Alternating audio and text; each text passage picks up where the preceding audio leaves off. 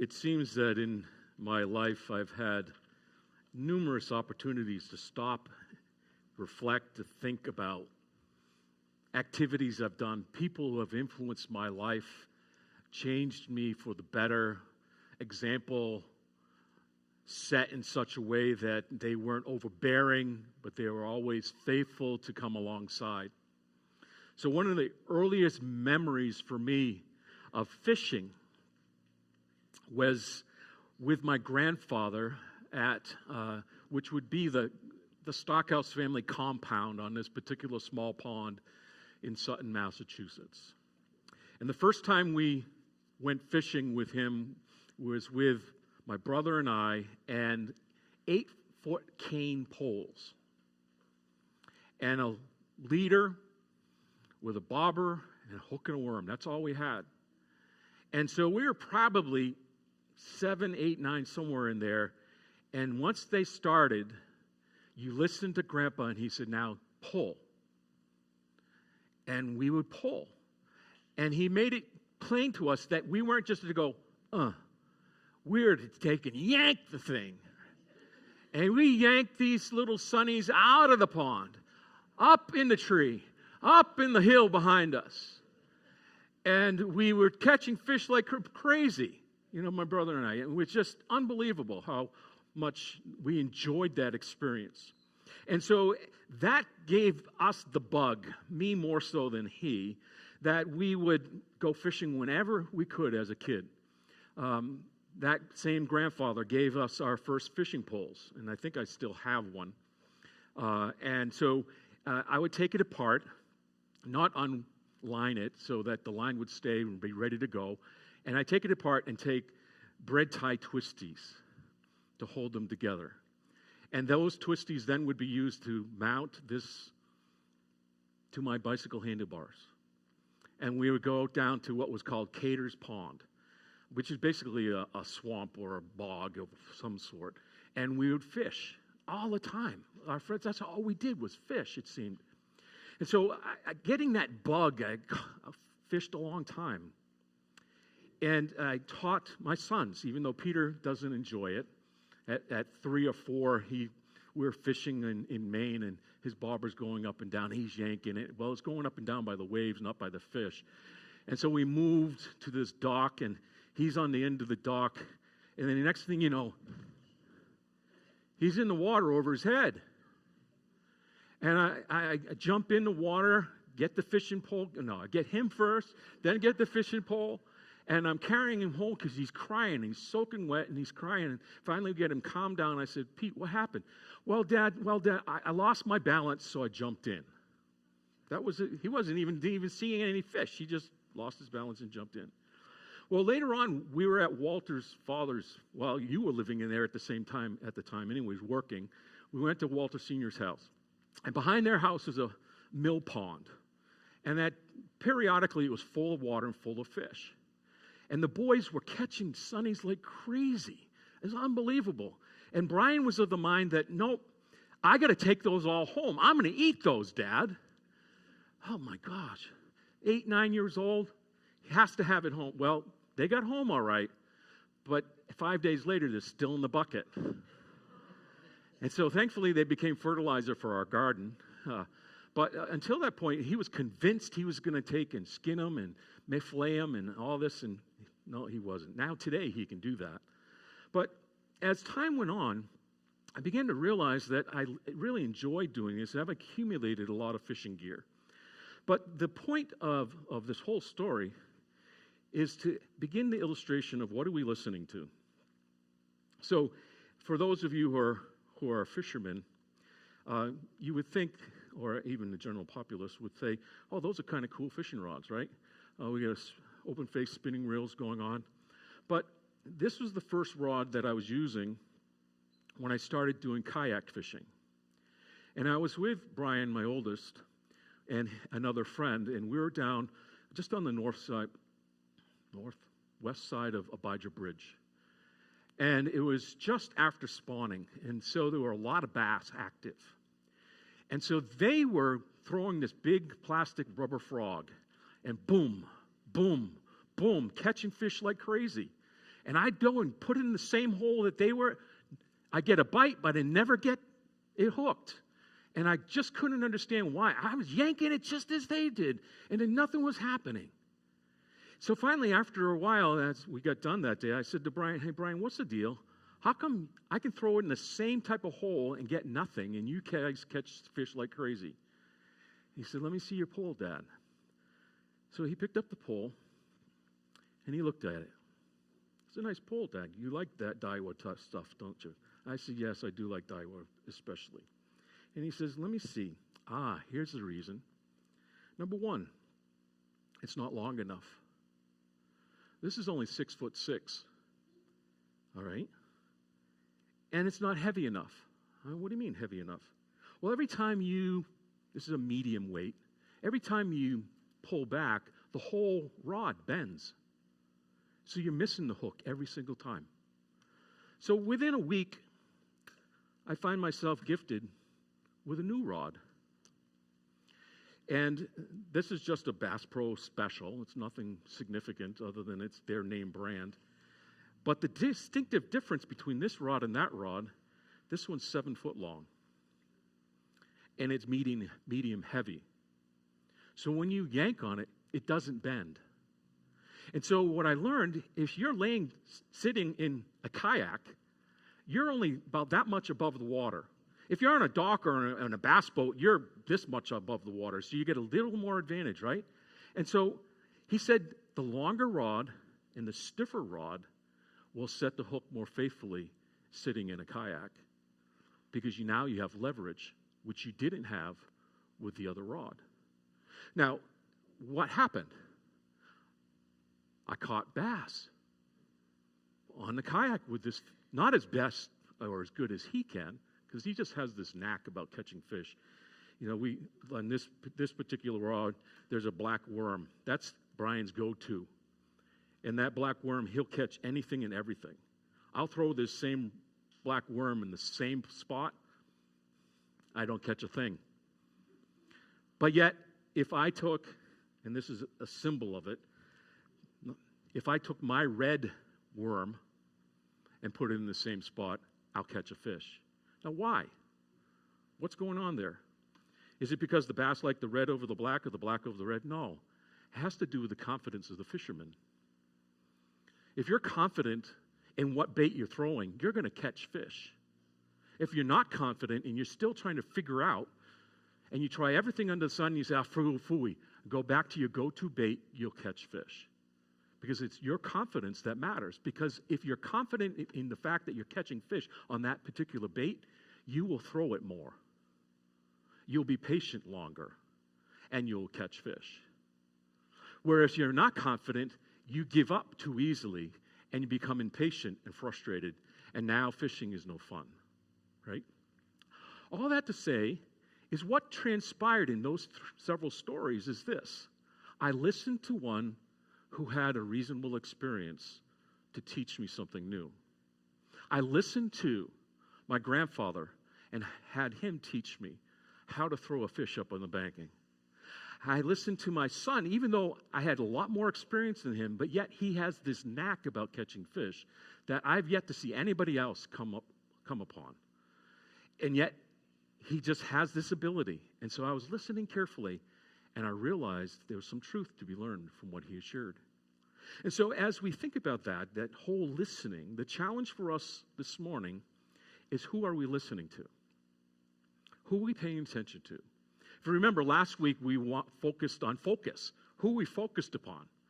Are we focused upon the love of the Lord, or are we focused on other things? So this morning, are we listening? By the sea, Jesus gives us this powerful, in John's gospel, this powerful story of his encounter with the disciples after a night of fruitless fishing. Let's explore it together. The first thing I want us to note is the setting.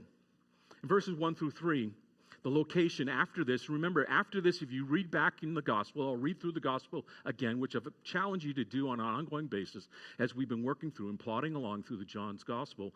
We want to see the recurrence of statements.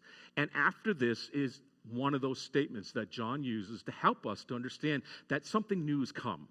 It's not always a pure sign of chronology, but a sequence is about to happen, or a sequence or a statement of sequence is before us. And so this is taking place after the events, not precisely after, it is most likely several days after the events of the encounter with Thomas and the statement purpose. And what is the characteristics of what's taking place here? Who are the characters? We have Jesus, and we have the disciples. And we have the location to be the place of the sea by the Sea of Tiberias. Now, if you weren't biblically astute, you'd say, where in the world is that?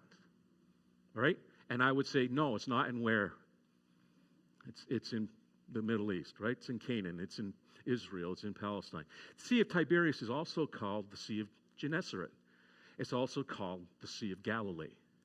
It's called the Sea of Tiberias because John is helping us to recognize that who's in the authority here. And that's a contrast for us to see that Jesus is the ultimate authority, even though Rome is trying to usurp that authority.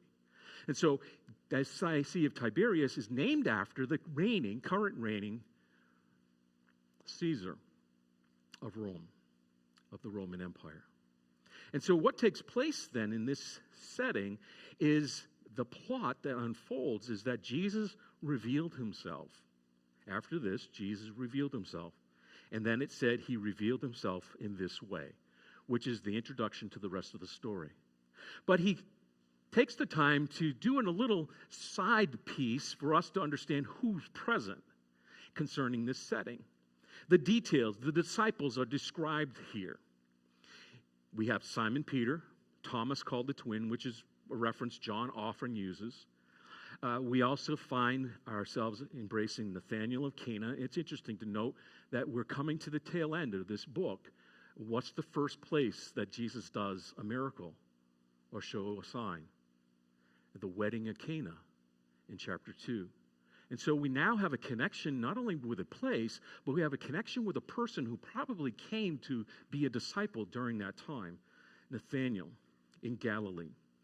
The sons of Zebedee, or the sons of thunder, who are they? James and John, right? John and James, right? And two others. We don't know who the two others are. It could be multiple others, but it doesn't matter because God in his ordained inspiration here doesn't want us to focus on the two others. He wants to focus on these who are named. Now, it's interesting that in the midst of this setting, Peter starts to develop his leadership skills. Peter, in verse 3, Simon Peter said to them, I'm going fishing. I don't know if you've ever been around a family gathering and you're supposed to be going fishing, right? And you're still debating on, well, who's got the worms? Is the boat ready? Does it got gas? Does it have, how are we getting there? And all that type of stuff. And then finally someone says, forget it. I'm done debating all this. I'm going fishing. Well, Peter's in that place where he's using his time wisely, usefully. Because remember, who does he listen to? Who are these disciples listen to? Other than the angel of the Lord who came and said, he wants you to go meet him in Galilee. So they have left Jerusalem and now gone up to Galilee, and they're waiting for the Lord to come. Now, I don't know about you, but sometimes as believers, we like to just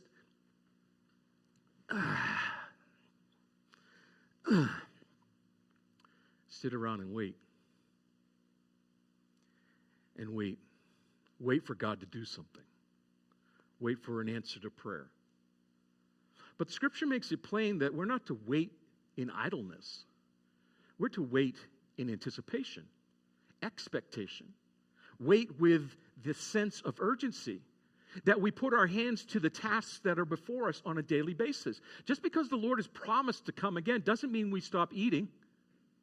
Doesn't mean we stop sleeping. Doesn't mean we stop talking to each other. But that we engage in those regular routines of life in order to be prepared for his coming. Because those things are what we're called to do faithfully for him as we anticipate his return. Just think about any type of family gathering. Brendan, yesterday you had a birthday party. Julie, you had a birthday party for Jonah. Did you guys stand at the front door? Once you got everything ready, did you just stand there like, I'm going to be the greeter. I want to see the first person who comes. No, you had things to do, right? Kids to corral, preparations to make, in anticipation to make sure the food was ready when people wanted to eat, right? We walked in the house, you were busy doing all kinds of things. I could have said, well, thanks for the greeting, if I was selfish, right? But I'm not, because I recognize that if we're going to live in anticipation, we need to be busy about doing the Lord's work. And some of that work is our family structure, our family relationships, and listening to their needs. And so these disciples are listening to the Lord and actively engaging what they would normally do. It's not like they left Jerusalem and went back to Galilee and just picked up where they left off after Jesus called them in the beginning of the book. No, they're engaging in something they know to provide need for them and sustenance for them, so that they're now part of that setting because Jesus told them to be there. That's the first leadership. The second leadership is Peter. Peter says, hey, I'm going fishing, and what happened? Everybody, all those other disciples named and the two unnamed disciples say, hey, we'll go too. He's beginning to lay the foundation for his leadership, which is going to develop as this whole chapter unfolds. And so as we think about this and ask ourselves, who are we listening to? Are we listening to the Word of God? Are we listening to God's movement in our hearts and lives so that we would be prepared to give leadership over those below us? Because regardless of your responsibility, you're a leader in some fashion.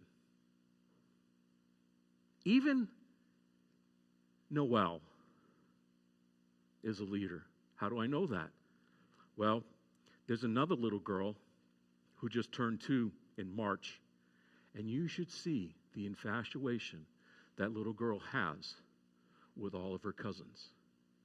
She becomes a totally different person when she's around 11 cousins.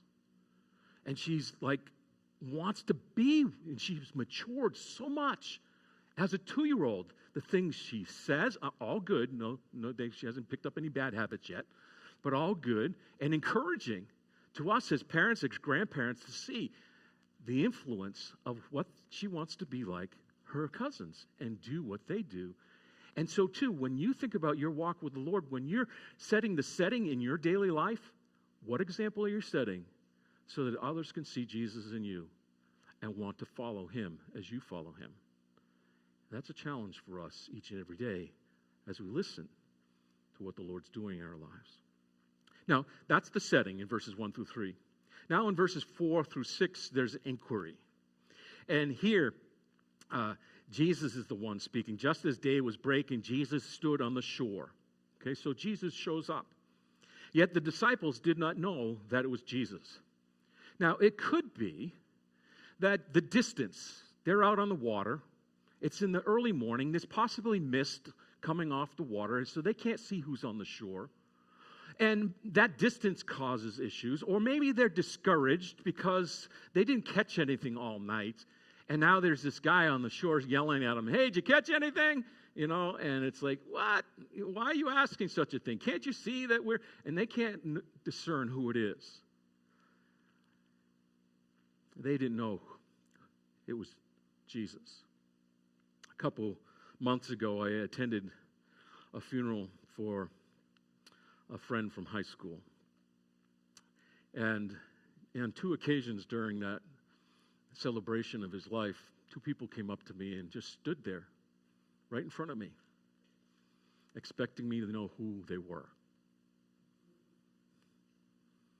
Once they told me, I knew exactly who they were. One was my friend, his name was Tim, but we called him Buck because he had buck teeth throughout high school. That was his nickname, even into adulthood. It was his youngest brother. Now, when I look at the picture I have in my yearbook from when I graduated high school of him as a freshman, it doesn't look like him at all.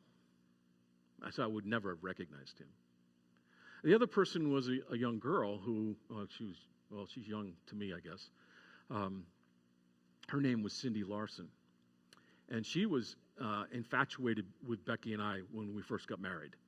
her mom and I had a very good relationship with her being my Sunday school teacher, youth teacher through the years, and we had a special connection. And she stood there and she says, "Hi, Bill." I said, "Hi. Do you remember me?" "Nope." And then when she said who it was, I was like, "Oh, I can't believe it. You're all grown up." You know, it's one of those things that you say, "Oh, you're all grown up." You know, that shows your age, I guess. But think about it in those terms. And that's what the disciples are looking at, this guy shouting to them on the shore, and they have no idea who it is, even though it's Christ. So he inquires of them in verse 4. Jesus said to them, "Children," which could be translated as friends or little ones or lads, "do you have any fish?" Now, the question is implied that Jesus knows the answer, that they don't. And they answered him, "No." But think about it for a moment.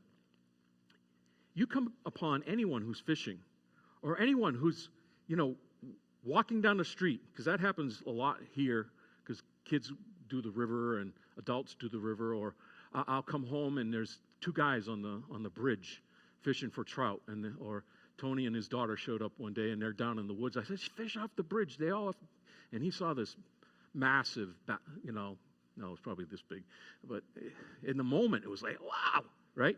But anyone who's got a fishing pole in their hand, what do you ask them? Did you catch anything? So think about that in the normalcy of life for these fishermen who don't fish with a fishing pole but fish with a net, and he says, "Have you caught anything?" That could continue to conceal his identity, because this would be something normal that anybody, especially if they consider this distant person to be an older adult who's asking the question.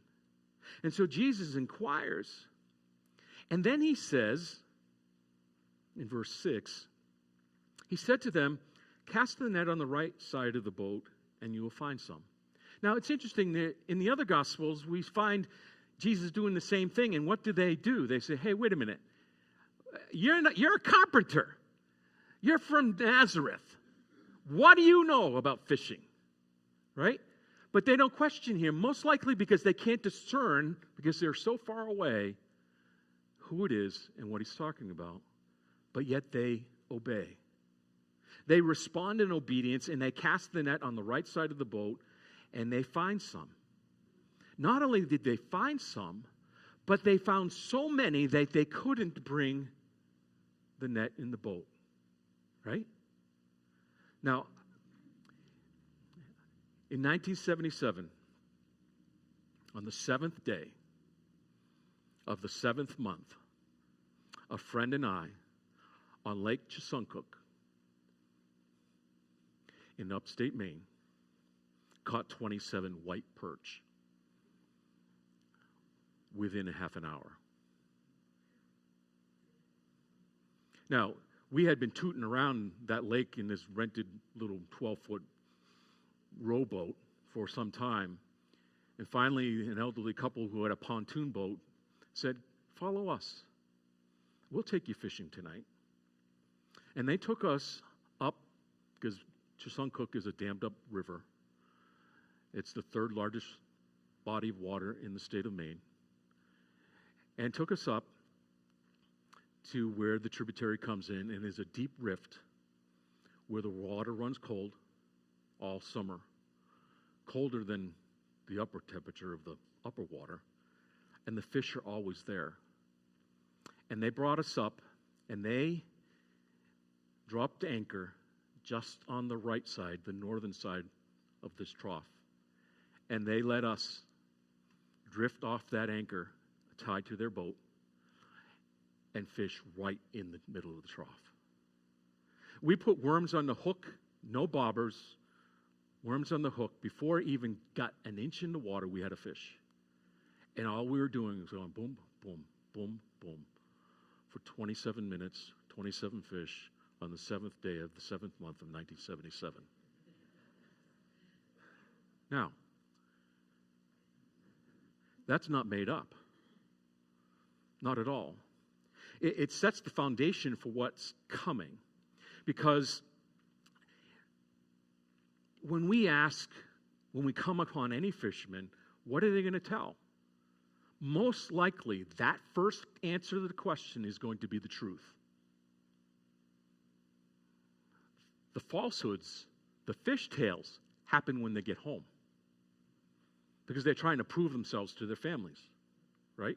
But no, how do I know this is true? Because we cleaned all 27 fish that night. And we scraped all the scales off before we cleaned them and filleted them. And we did so with shorts and no shirts. So we're scraping all the scales off and then fillet these fish. Guess where those scales are? All over me. All over my friend. And Lake Chicxulub in July is not warm.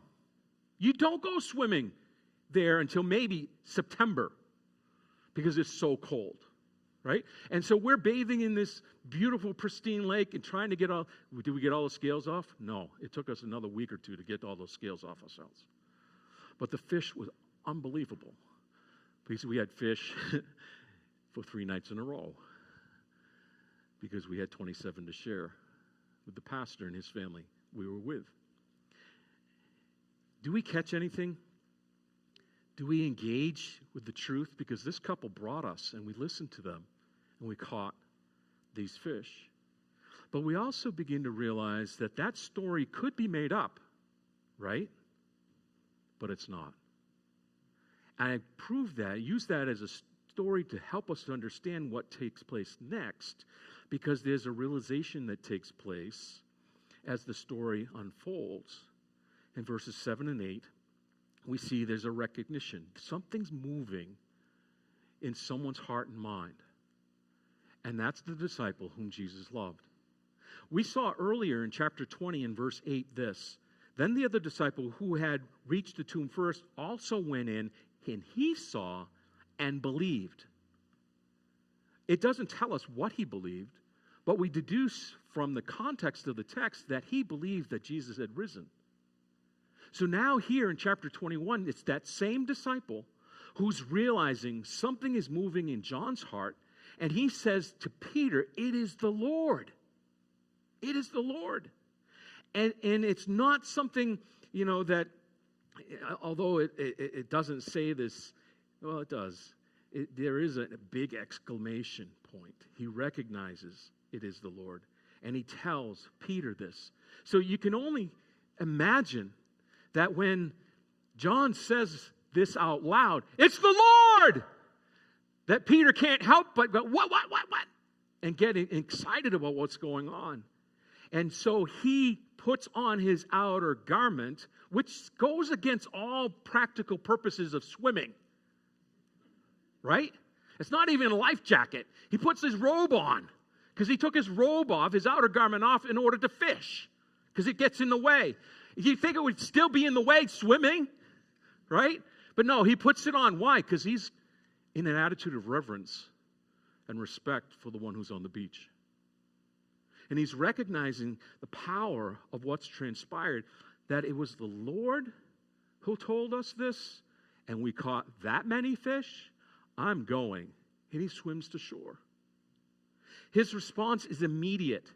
It's impulsive, which again affirms his impulsive nature being on display as he got dressed and swam to shore. But then, out of that response, we find our recognition in verse 7, our response in the second half of verse 7, but then there's responsibility, right? That's the rest of the gang. The impulsive leader jumps in and goes swimming to the shore, right? What do the rest of the disciples do? John included. They continue to row or sail the boat to shore, dragging along next to the boat the fish that they've caught, about 100 yards off. Now, can you imagine how much energy is going into bringing this boat, because they now know or understand it's the Lord? And so there's this focused attention for their hearts and lives to be transformed because of God's call upon them. So the question for you and for me is, how do we respond to the Lord's call, to the Lord's instruction? When he calls us in the Word to do something faithful for him, When do we realize the Lord's hand in the details of our lives? The answer should be always, right? Right? Did God, so for instance, say you have this attitude that, oh gee, I feel so distant from God today. Who's unfaithful? You are. He's not unfaithful. He can't be unfaithful. He's holy to that which he's chosen. He is the one who is going to be faithful. He's going to see us through those experiences of our unfaithfulness, and he's always going to be there. So the issue of recognition on their part and our part is this, that we need to see the hand of the Lord intimately involved in every little detail of our lives. We may not see it in the moment, but if we look back, we will see it clearly. Amen? And so the realization for us is found where? We don't have to go seeking it all over the place. Well, what did he do today? No, wait a minute. The word says he will never leave me or forsake me. Oh, wait a minute. Do you mean that when I felt like I was distant from him, he has promised never to leave me or forsake me? Yep. So therefore, I need to recognize that I don't need to necessarily see all the little detail, but I need to see the promise realized in my heart so that I'm listening to the word, because the word promises that every detail he has under control. So they realize it's the Lord, so they're rowing to shore, and Peter is swimming to shore, and when they get to shore, something takes place. When they get on the land in verse 9, we see this invitation. The kitchen is all set. It's not like they came and, well, I guess we need to start the fire to serve the Lord. No, the Lord is serving them. They got off on the land. They saw a charcoal fire in place with fish laid out on it and bread. So Jesus has already brought fish, and he's already brought the fixings for the bread to warm up or to bake or to cook or to fry or whatever. He's prepared it, which suggests that he's been there for some time because the fire is ready for this cooking to take place. Becky has this understanding of what camping is. And camping is not cooking on a stove. Camping is not cooking on a grill. Camping is cooking on and in the fire. So oftentimes when kids start asking for a fire, whether it was our kids or our grandkids, that's what she's thinking. We need to start this at 4 o'clock so it's ready to be used between 5 and 6 o'clock. Jesus has done that preparation so that this food could be cooked in a manner that it would be nourishing and providing everything that it's designed to do. And so then he, in this setting that the kitchen is all set, the bread is warming or baking, the fish is laid out, ready to eat, he makes a request. Bring some of the fish that you have just caught. Now, look at Peter's response. What does he do? He jumps on the boat and gets the net and hauls it to shore. What's he doing? He's doing something superhuman. Why? Because none of the other disciples could bring it in. The nets still hang on the side of the boat as they row back in. They can't even lift it, it says, right? There's so many fish. But superhuman-wise, he jumps in. What I see him doing is overcompensating.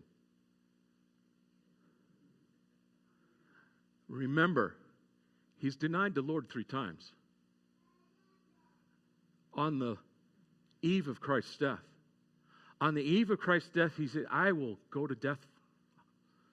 I will sacrifice my life for you. And Jesus said, no, you will deny me 3 times before the cock crows. So can you imagine that's going on in his heart and life? He's still feeling guilty over that. And now the Lord says, hey, just bring some. Just bring some. What's some? More than 1? Probably 2 or 3, right? No, he brings the whole net, and how many are there? 153. Now, scholars have searched the scriptures to figure out what this 153 means, and it means nothing. other than that's the amount of fish in the net. And as a result, the net didn't tear.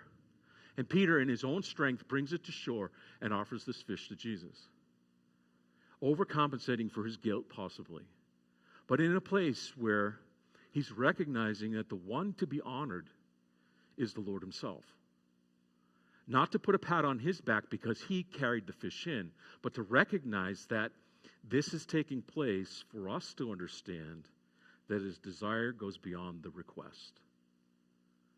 You know, as an aside, sometimes we do that trying to figure out the answer to the question that was asked.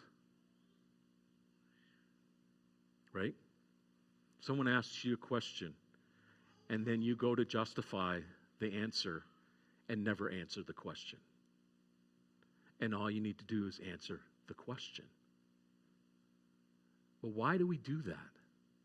We do that because there's something still within us that we feel unworthy. Something in us that we feel that we need to add to the mix to make it better. When all we need to do is answer the question, which more often than not is yes or no. And we don't need all that detail. Because what does the detail do? It draws attention to self. And so Peter is still striving in his impulsive nature upon the invitation to bring some fish, to bring all the fish, to prove himself, where he doesn't need to do that because it's not about fish. Now, on another aside here, the 153 helps us, just like 77 and 27 fish in less than half an hour. It's a story of an eyewitness. That's what it really means. That this is an eyewitness account. Because this would be the natural thing for these disciples, these fishermen to do. They open the net, and everybody gets their share of the 153. The way the Greek suggests about the boat gives us an indication that the boat in hand is Peter's boat. And therefore, he would get a little more of the 153. But that's still just an aside, all pointing to an eyewitness account that we can bank on, that we can trust this to be a story that's real, that's part of our lives, part of our hope and encouragement. And so then he gives them the final invitation in verses 12 and 13. He says, Jesus said to them, "Come and have breakfast." Now none of the disciples dared ask him, "Who are you?" They knew it was the Lord. You know, Owen is sometimes that type of person who wants to ask the question but holds off. And then when he finds out the answer to the question that's in his head, he says, "I knew it! I knew it!" He does that often. They're that way, these disciples. I knew it. I knew it was the Lord. And Jesus came and took the bread and gave it to them, and so with the fish. And so he's prepared this breakfast. He's inviting them into fellowship, and he wants them to engage in such a way that they're listening to the truth of who he is and what he's all about. And then we come to realize the power of an eyewitness account because John gives us the conclusion in verse 14. This was now the third time that Jesus was revealed to the disciples after he was raised from the dead. Now, if we were to take and look at all four Gospels, we would discern that this would be the seventh time. Okay? But it doesn't make John wrong. Because John is giving us an eyewitness account for him to share that this is now the third time. The first two times took place in Jerusalem, some 8 days apart. The first time, he walked through into the room, a door locked, and there were 10 disciples. The second time, he walked in through a door locked, and there were 11. The first time without Thomas, the second time with Thomas. Here, Thomas is present, called the twin, helping us understand that this is not some other Thomas. But to realize that this is now the third time in as many verses, in as many chapters, that Jesus has revealed himself to the disciples, specifically the 11, rather than the greater populace of the 120. He comes to reveal this to us so that we would have the understanding that Jesus has risen and he has a body whereby he can eat and drink. He has a body that has been transformed, though you still can put your hands in the nail prints in his iron hands and hand into his side. All that's still there, but yet he can eat. And he offers this opportunity to engage in this fellowship, and this opportunity to listen by the sea. Amen.